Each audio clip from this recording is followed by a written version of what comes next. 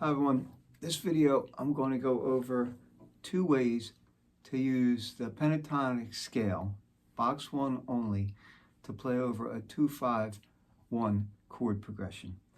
The chords in this case are A minor 7 and D9 or D7 and G major 7.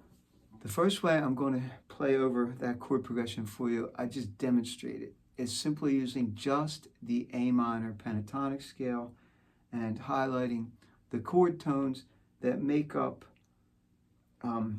those 3 chords, the A minor 7, the D9, and the G major 7, that live in that pentatonic scale. There's only 5 choices in the pentatonic scale. They're A, C, D, E, and G. So when I hear the A minor 7 chord, I'm looking for an A, a C, an E, and a G. I got 4 notes to get to for that first chord, the A minor 7. For the D9 chord, or for the D7 chord even, but D9 I actually get 4 notes too. Think. I got the D note, I got the A note, I got the C note, and if I do the 9 chord, I even get the E note.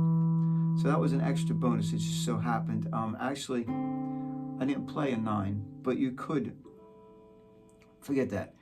For the D7, you got a D note, an A note, and a C note. You got 3. If it's a 9th, you can add in the E, which happens to be in the scale. For the G major 7 chord, you have a G and a D, but you don't have a B or an F sharp. So you have a G and a D. That's without bending anything or going outside the scale. It's just very simply playing inside the box, highlighting those chord tones when the chord comes around. I'll do it 1 or 2 more times, and then I'll show you the second way to use the pentatonic scale to solo over this progression. A minor, D7, G,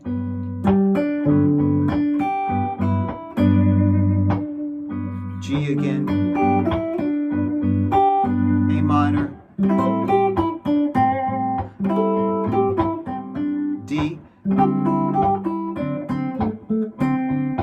then G again.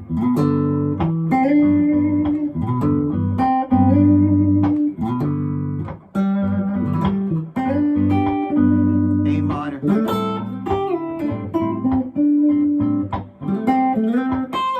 D7, G,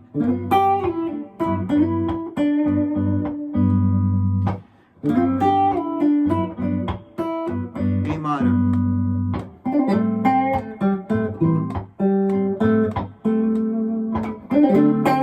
D7, G, G,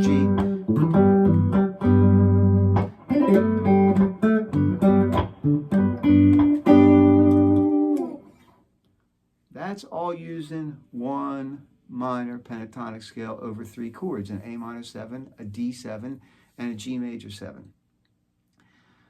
Now what I'm going to do is make this a lot easier on the thought process and a little bit more difficult on my two hands because I'm going to only use box number 1, but I'm going to move it.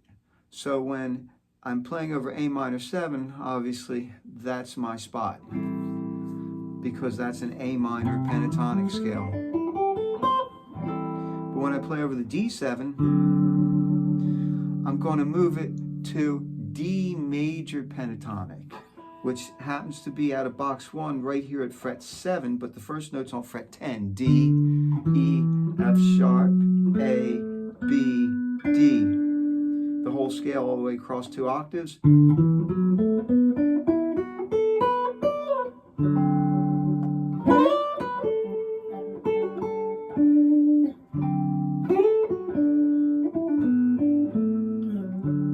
Now, in this scale, I have the D, the root note, the A, the 5th, and the F sharp, the 3rd. I no longer have that 7th that lived in the A minor pentatonic scale. So it's slightly different sound and lick, but it will work pretty nice.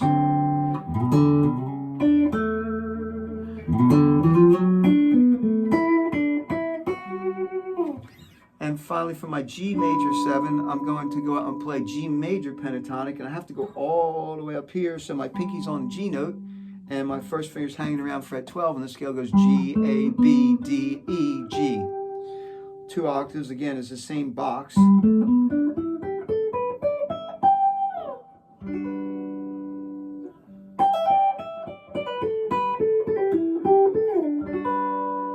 Now, in this scale, I have the 3 main notes of the triad. I have a G, a D, and a B. I also have the 9th, an A, and I also have the 6th, the E.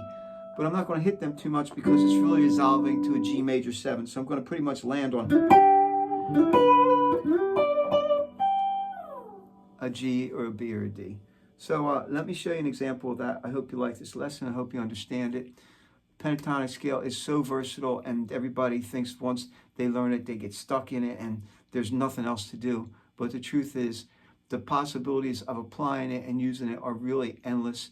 And I feel like the most talented musicians in the world, mostly, I want to say that they're not jazz musicians, but in jazz particularly, they find all these wonderful scales to play that are 8 notes long, or 11 notes, or 12 notes, or just really many notes in their scales, many notes in their alter scales. But when they really come and they want to make that melody come back home, they revert back to something that's pentatonic or pentatonic in